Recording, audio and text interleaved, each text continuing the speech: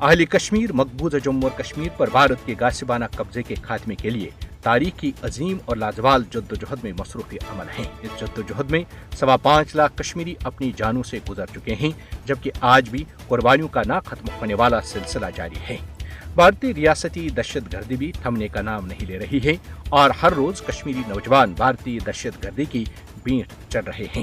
بھارتی دہشت گردی اپنی جگہ، لیکن اہل کشمیر جو لاکھوں شہداء کے امین ہیں، ان قربانیوں کے ساتھ وفا اور انہیں ہر حال میں پایہ تکمیل تک پہنچانے کا عزم رکھتے ہیں۔ لہٰذا چاہے کچھ بھی ہو، کشمیری عوام شہداء کے مشن کی تکمیل کے لیے پرعزم ہیں۔ اہل کشمیر کسی کو اپنے شہداء کے مقدس خون سے غداری نہیں کرنے دیں گے۔ یہی ان قربانیوں کو اہل کشمیر کی جانب سے خراج عقیدت ہے۔ بھارت کے ناجائز قبضے کے خلاف برسر پیکار کشمیری عوام اپنے شہداء کی قربانیوں کو نہ پہلے بھولے ہیں اور نہ ہی آئندہ بھولیں گے۔ بھلا کون ان قربانیوں کو بھلا سکتا ہے؟ مقبوضہ جموں اور کشمیر کا ہر گھر بھارتی دہشت گردی سے متاثر ہو چکا ہے۔ کئی گھرانے ایسے بھی ہیں جہاں 4 5 شہداء ہیں۔ درجنوں مثالیں ایسے بھی ہیں کہ گھر میں 2 ہی بھائی تھے اور دونوں جام شہادت نوش کر چکے ہیں۔ کتنے سارے اکلوتے بیٹے بھی تحریک آزادی پر قربان ہو چکے ہیں۔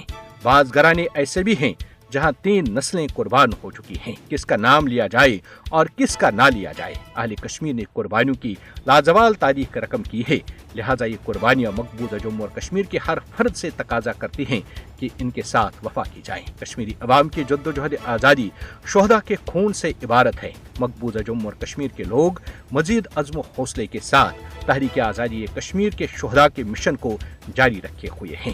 شہداء کی قربانیاں کشمیری عوام کا قیمتی اثاثہ ہیں اور کشمیری عوام شہداء کا مقدس خون رائے گاں نہیں جانے دیں گے۔ کشمیری عوام اپنے گرم گرم لہو سے آزادی کی شمع جلانے پر اپنے شہداء کو سلام عقیدت پیش کرتے ہیں۔ کشمیری شہداء کی قربانیوں نے جدوجہد آزادی کو مرکز نگاہ بنا رکھا ہے۔